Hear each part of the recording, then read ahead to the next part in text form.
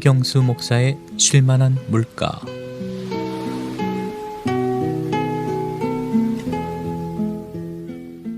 (2022년) 새해가 되었습니다.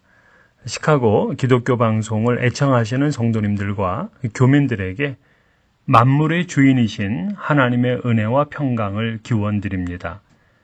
세계는 2020년부터 시작된 이 코비드-19 팬데믹을 아직 정복하지 못했습니다.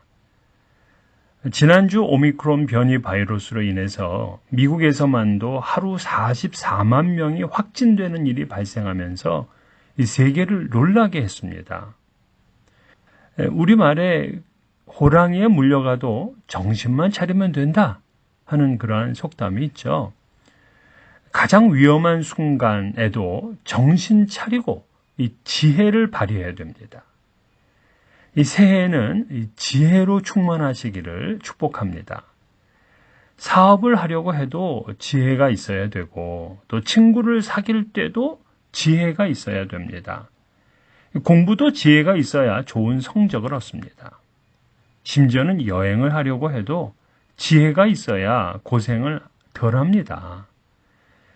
이 지혜는 IQ와는 다르잖아요. 이 지혜는 그가 가지고 있는 지적인 능력이 아니라 그가 세상을 살아가는 자세나 공부를 하는 태도와 관련이 되어 있습니다. 머리는 아무리 뛰어나지만은 지혜가 없는 사람이 있습니다. 이 후회할 만한 일들만 골라서 하는 거죠.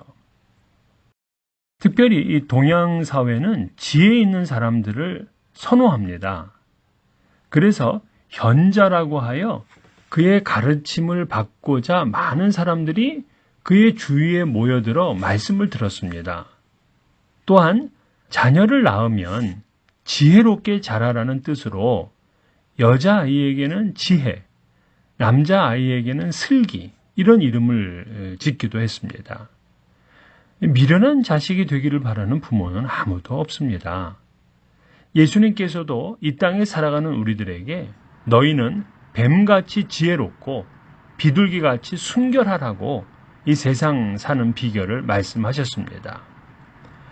바울 사도는 에베소서 5장 15절에서 그런즉 너희가 어떻게 행할지를 자세히 주의하여 지혜 없는 자같이 하지 말고 오직 지혜 있는 자같이 하여, 이렇게 권면을 했습니다.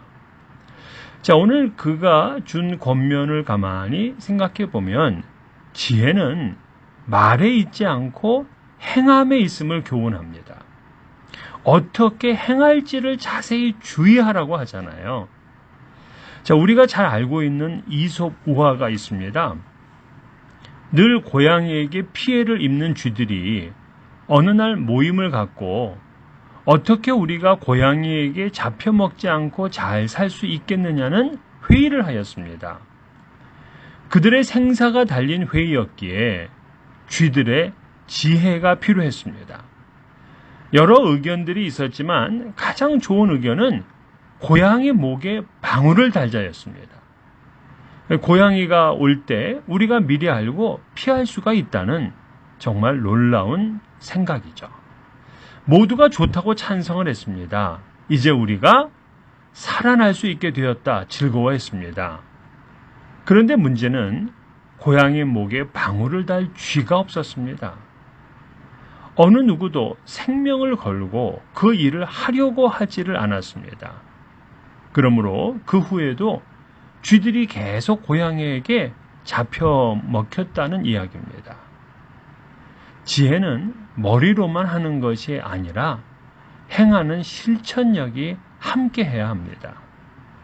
쥐들은 자기들의 지혜를 행하지 못하였기에 죽은 것과 같습니다. 예수님께서도 산상수훈의 결론으로 말씀하신 반석 위의 집과 모래 위에 집을 지은 사람의 비유도 보세요. 반석 위에 집을 짓는 지혜로운 사람이란 말씀을 듣고 행하는 자예요.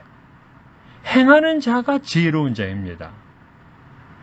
사랑의 말씀을 들으면 사랑을 행하는 거예요. 섬김의 말씀을 들으면 섬기는 겁니다. 기도의 말씀을 들으면 기도를 행하는 것입니다. 이것이 지혜의 삶이에요. 새해가 되어서 우리 성도님들 또 교민들 많은 계획이 있으시죠? 모두 다 지혜로운 계획일 겁니다. 하지만 거기에 행함이 들어가야, 행함이 함께해야 지혜가 됩니다.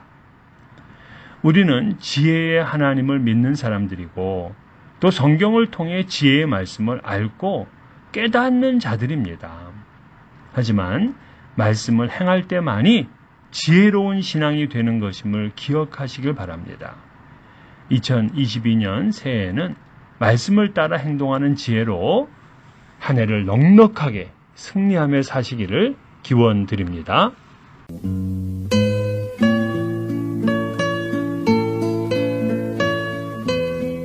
지금까지 김경수 목사의 쉴만한 물가였습니다.